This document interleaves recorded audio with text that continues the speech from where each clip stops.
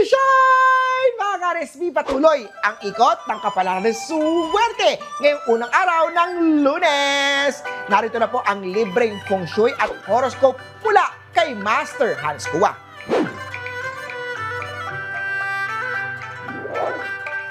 Sa mga pinanganak ng Year of the Rat, maaaring makatanggap ng tip o small bonus. Gamitin ito para sa kapaki-pakinabang na bagay at iwasan natin ang impulse na pagbili para ma-enhance natin ang money luck. Makakatulong ang paglagay ng color white na stone sa altar natin upang linisin ang mga bad luck mula sa mga nakaraang mga weeks or months.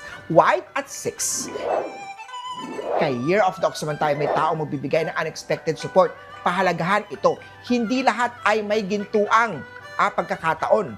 Kaya huwag sayangin ang opportunity na ito. Minsan lang yan. Bamboo plant ang makakatulong. Ilagay yan sa southeast direction ng iyong area, ng iyong desk area o ng opisina para mas lalong dumami ang suporta at growth sa career mo. Blue at 1. Kay Tiger naman tayo, disiplina sa sarili ang kailangan. Umiwas tayo sa mga oily, fatty, mamantikang pagkain. Your body is your first home. Treat it with care. Yellow at 5. Kay Rabbit naman tayo, mainam ang araw para mag-budget at iayos ang resibo. Ang feng shui tip ko, ilagay ang resibo sa green envelope at itago ito sa north area ng bahay. Makakatulong ito para mapalago ang swerte sa financial planning mo. Green at 2. Rago naman tayo, may bagong chance para mag-lead ng maliit na team o grupo. Gamitin ito para ipakita ang leadership mo ng may respeto. Red at 9. Sa mga Year naman, kumain ng prutas imbes na chips. Simpleng switch na pwedeng magbigay ng mas maraming energy at clarity.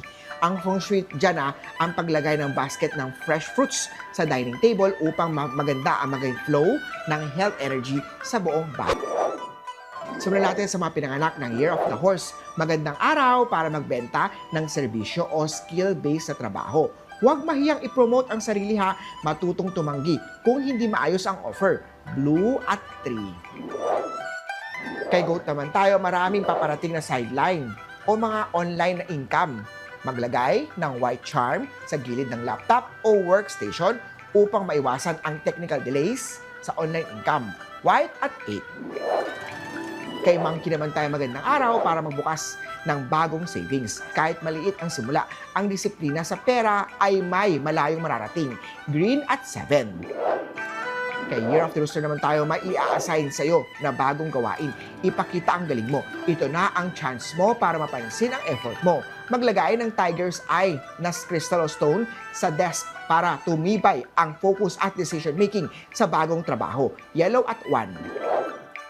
Kay Dog naman tayo, mag-focus sa health. Iyan ang puhunan mo sa anumang gawain. Maglagay ng jade plant sa kusina. Simbolo ito ng health at prosperity sa feng shui. Red at 5. Kay Year of the Pig naman tayo, pwede kang ma-reassign sa mas magandang task. Kung proactive ka, huwag kang maghintay lang sa tabi-tabi. Mauna ka. Opportunity favors those who make the first move.